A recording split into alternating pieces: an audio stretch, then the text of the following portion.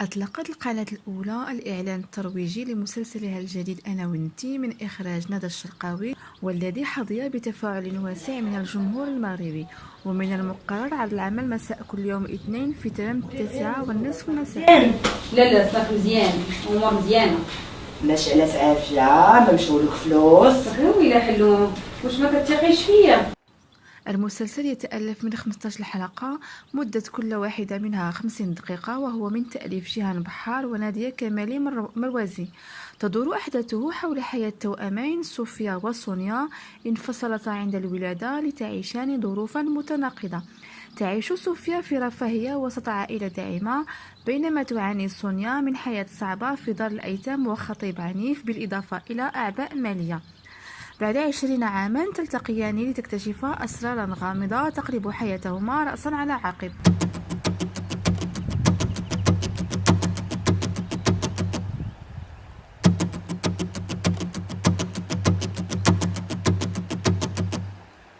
المسلسل يجمع نخبة من الفنانين المغاربة، من بينهم أيوب أبو النصر وسلمى صلاح الدين وأنس الباز وأمل عيوش وخالد الأبعقة والزبير هلال وغيث الجزولي وقمر السعداوي.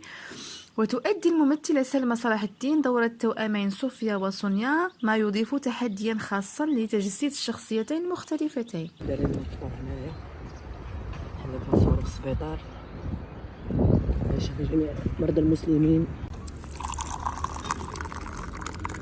نمشيو الكوستيم، هو الكوستيم.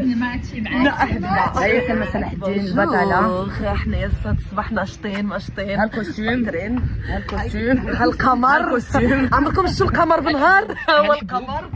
المهم هم الازياء. شنو هما الازياء ديالي اليوم؟ تري جولي. هذيك اللي ناشفه، عطيني هذيك اللي ناشفه. لا عطينك فزقه. لا ها هو ايوب ابو النصر جا، ها هو جا. هي واحد الفلوق قدك.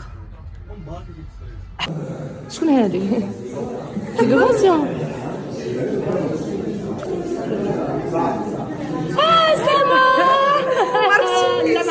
ويتمتع مسلسل أنا وإنتي بطابع درامي اجتماعي مع لمسة من التشويق والفكاهة، مما يضمن جذب المشاهدين من مختلف الفئات. تشكل القصة وأداء الممثلين إضافة قيمة لهذا العمل الذي يعد بطرح قضية اجتماعية تثير الاهتمام وتدفع الجمهور للتفاعل معه.